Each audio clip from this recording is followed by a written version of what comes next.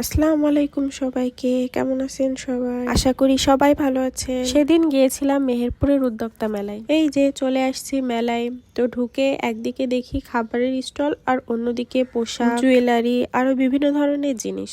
চারিদিকে দেখার পর ভাবলাম প্রথমে দেখি কি কি কেনা যায়, তারপর খাবারের স্টলের দিকে যাওয়া যাবে। প্রথমে যে স্টলে গেলাম সেখানে কুশন কভার, পর্দা, সফট টয় অনেক কিছুই ছিল।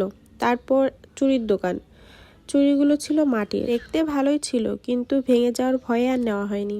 এই স্টলে যত জিনিস ছিল সবকিছুই মাটি। তারপরেই চলে আসলাম ড্রেসের দোকানে, অনেক সুন্দর সুন্দর ড্রেস ছিল। আগে ঘুরে ঘুরে সবকিছু দেখে নিচ্ছিলাম, ব্যাগও ছিল অনেক, বাট আমার পছন্দ হয়নি। ছোট বড় সকল উদ্যোক্তাদের ইন্সপায়ার করার জন্যই এই মেলা।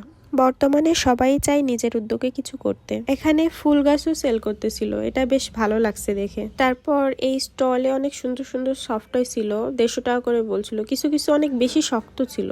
এই তো এবার চলে আসলাম খাবারের স্টলগুলোর সাইডে। তো ফার্স্টেই কেক দেখে না কিনে আর থাকতে পারলাম না। কেকটা বেশ মজাই ছিল, চকলেট ফ্লেভার নিয়েছিলাম, এজন্য আরো বেশি ভালো লাগছিল। কেক খাওয়া শেষে পাশের দোকান থেকে নিলাম স্পাইরাল পটেটো। আসলে যেই খাবার দেখি সেটাই খেতে ইচ্ছা করে। এটা খেতে খেতেই পাশের দোকানে মোমোর সিরিয়াল দিয়ে রাখলাম। এই আপুটার মোমো অনেক ভালো লাগে। আপুটা রেগুলার শামসুজ্জোহা পার্কের সামনেই বিকেলে বসে। মেলাতেও দেখি আপুর স্টল।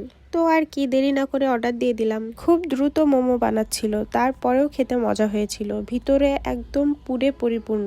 মোমো খেয়ে একদম পেট ভরে গিয়েছিল, ভাবছিলাম আর কিছু খাবো না, কিন্তু এই মাখানো দেখে আর না খেয়ে থাকতে পারলাম না।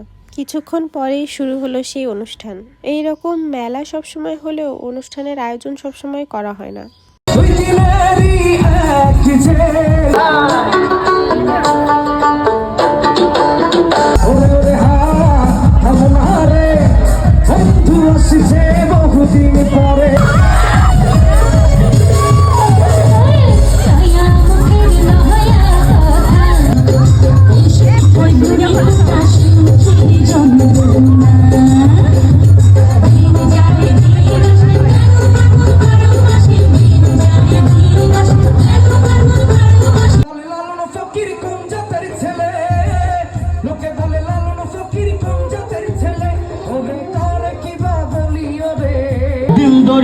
মাঝে দেখলাম আজব কারখানা।